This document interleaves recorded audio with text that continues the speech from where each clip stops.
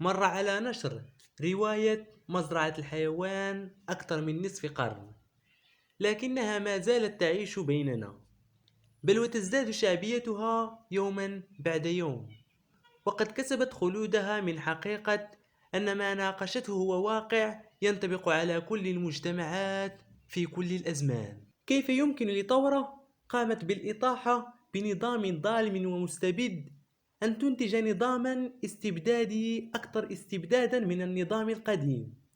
وكيف يتم طعن الثورة في الظهر من قبل زعمائها؟ كيف يحول الإعلام الحق إلى باطل والباطل إلى حق؟ كل هذه الأسئلة قد نوقشت في رواية مزرعة الحيوان، وذلك على شكل قصة جد ممتعة لمجموعة من حيوانات تعيش في مزرعة. الرواية قصيرة وجد ممتعة ومفيدة أيضا. تابعونا.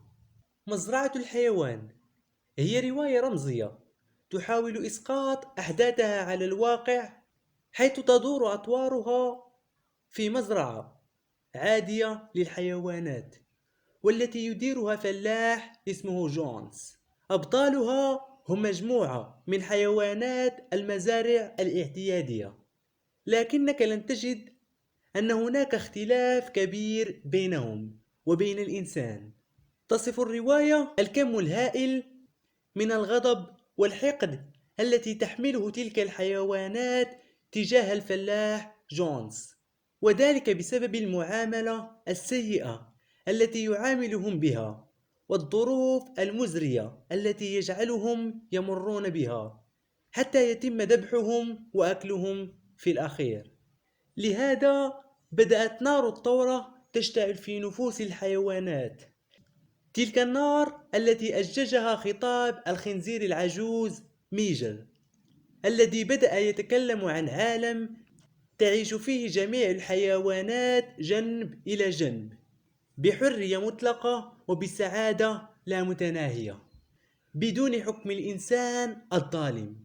وبعد مدة من ذلك الخطاب الملهم مات الخنزير ميجل، ليصبح خطابه ذلك بمثابة مذهب للحيوانات، والذي أطلق عليه مذهب الحيوانية، والذي ينص على 7 نقاط أساسية شكلت فيما بعد بنودا له، وهي كالتالي: كل من يمشي على قدمين هو عدو، كل من يمشي على 4 أقدام أو يرفرف بجناحين هو صديق، يمنع على الحيوانات ارتداء الملابس، يمنع عن الحيوانات النوم على السرير، يمنع على الحيوانات أن تقتل بعضها البعض، يمنع على الحيوانات أن تشرب الكحول.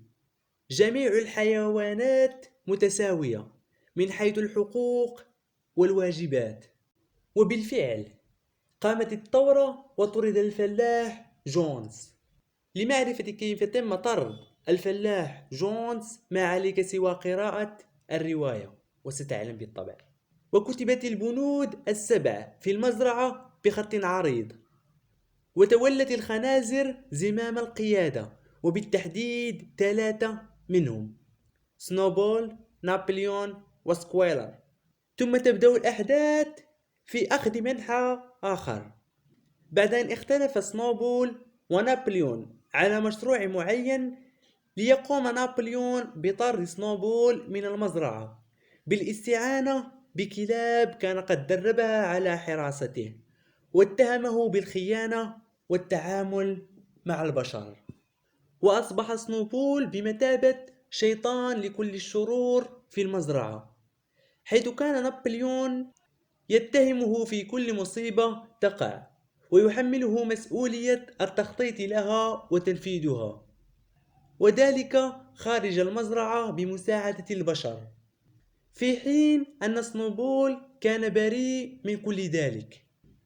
لكن نابليون كان خبيث جدا، وأصبح باسم سنوبل يصفي كل من يقف في طريقه، بل وتجاوز الحد وأصبح يستولي على الثمار والحليب لنفسه، وبدت عليه ملامح التعطش للسلطة، وأصبح يغير في تلك البنود ال7 على حسب مصالحه، حيث أصبح البند الخامس يقول: يمنع على الحيوانات أن تقتل بعضها البعض بغير حق، وذلك ليبرر قتله لبعض الحيوانات.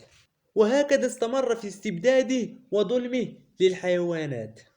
ولكن ألم تراودك أسئلة؟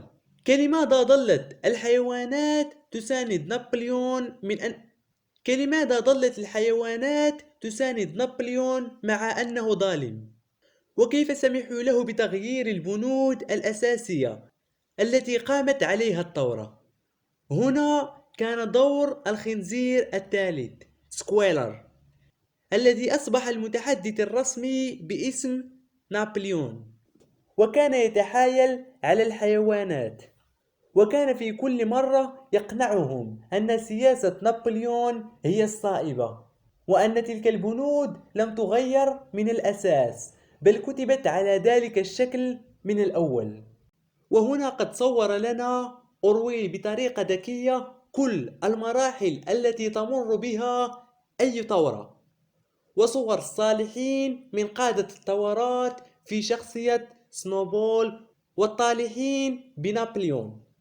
وأما سكويلر فقد كان يلعب دور وسائل الإعلام الخبيثة التي تقوم بالتطبيل للنظام الظالم عبر التلاعب بالرأي العام. ومن هنا سنكون قد أنهينا تلخيصنا لهذه الرواية. أتمنى لكم قراءة ممتعة.